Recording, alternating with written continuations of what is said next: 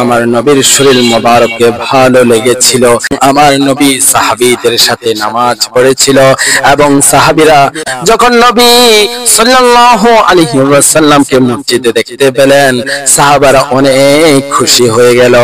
আমার নবী দুই ব্যক্তির কাঁধে ভর করে যখন হযরত আবু বকর রাদিয়াল্লাহু তাআলা আনহু নামাজের মধ্যে রয়েছে, আমার নবী যখন উম্মতের নামাজের দৃশ্য দেখতে চাইলেন, আবু বকর এবং সাহাবীদের দিকে তাকিয়ে রইলেন। আবু বকর রাদিয়াল্লাহু তাআলা আনহু নামাজের মধ্যে আমার নবীর দিকে তাকিয়ে রইলেন। আমার নবী ওই তাকানোর মধ্যে আবু বকরকে ইশারা দিলেন, রে বন্ধু, এ আবু বকর, আমি নবী আসবো না, আমি নবী ইমামতি করব না, আমি নবীর উপস্থিতিতে তুমি আবু বকরকে আমি নবী ইমাম হিসাবে ঘোষণা করে দিলাম।